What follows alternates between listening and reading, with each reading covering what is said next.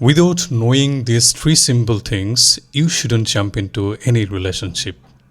Number one is how to handle disagreements. আমরা আসলেই জানি না কীভাবে একটা ডিসঅ্যাগ্রিমেন্ট হ্যান্ডেল করতে হয়, বা আমরা অলওয়েজ এভাবে ধরে বসে থাকি যে আমাদের পার্টনার সবসময় আমাদের সাথে অ্যাগ্রি করবে, অর্থাৎ সে আমাদের সব চিন্তার সাথে আমাদের কথার সাথে সবসময় অ্যাগ্রি করবে। বাট ব্যাপারটা কিন্তু মোটেই এমন না। আপনার পার্টনার সবসময় আপনার সাথে অ্যাগ্রি নাই করতে পারে। ওই সিচুয়েশনগুলো আপনি কীভাবে হ্যান্ডেল করবেন, that is very important. Number two is how to communicate properly. আমরা না আসলে প্রপারলি কমিউনিকেট করতে পারি না।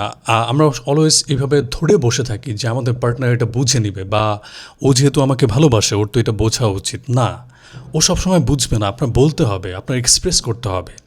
আপনি যদি ঠিকঠাক ক্লিয়ারলি কমিউনিকেট করতে না পারেন বা এক্সপ্রেস করতে না পারেন, দ্যাট ইজ ইয়োর প্রবলেম, এটা কিন্তু আপনার পার্টনারের প্রবলেম না। Number three is how to manage your expectations.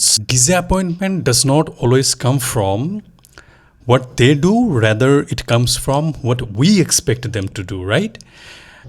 আপনি একটা রিলেশনশিপে যাওয়ার সময় মেন্টালি এমন একটা স্টেটে থাকার চেষ্টা করবেন যে মানে আননেসেসারি এক্সপেকটেশন ক্রিয়েট না করা। অবভিয়াসলি আপনার দিক থেকে আপনি আপনার বেস্টটা দেওয়ার চেষ্টা করবেন এবং আপনার পার্টনারও হোপফুলি তার বেস্টটা দিবে, কিন্তু বেশি কিছু আসলে এক্সপেক্ট না করাটাই বেটার।